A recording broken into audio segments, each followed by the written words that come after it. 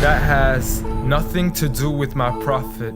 Please just stop it. It doesn't make any sense. That's not the message he sent. That's not what he meant. That's not why he came. So you can claim as much as you want to, but I assure you the man I follow was not the same.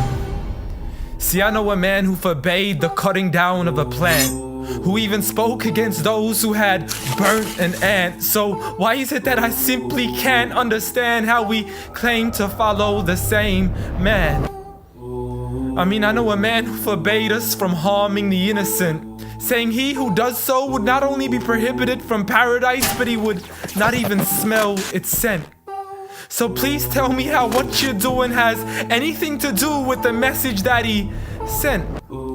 This is the man who forbade us from even scaring cattle with a knife, saying you have no right to let the animal die twice. And when he was asked for advice, he'd reply, don't get angry, don't get angry, don't get angry, repeating it thrice.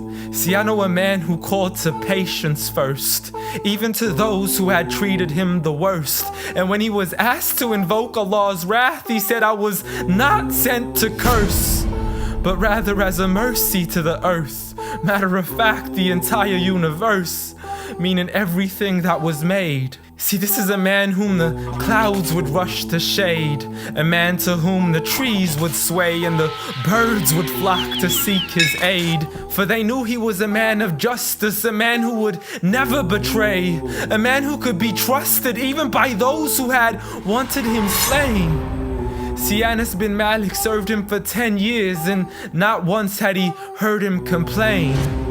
For he would never get angry for himself, but only for Allah's sake.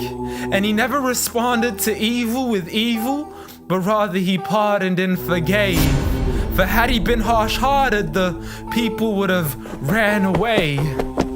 So what is it that we still don't understand when we claim to follow Islam, yet we fail to follow this man? I mean, I know a man who was so caring and compassionate, who said that there is a reward in serving all things that are animate. In other words, everything that breathes, whether it be the animals, the trees, and every single human being.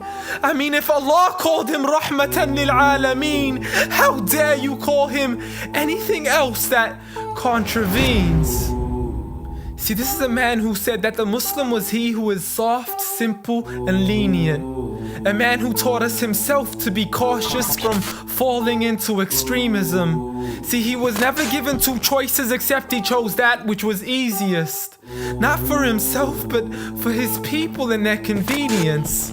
See, I know a man who advocated for the freedom of the slaves. A man who taught us that the Muslim is the one from whom the people are safe. Not only from his hands, but even from the words that he says. See, this is a man who would never mock, mimic, nor ridicule, nor would he ever publicly rebuke an individual. This is the man I follow, so forgive me if this sounds unusual. But the man I know was so much more handsome, so beautiful.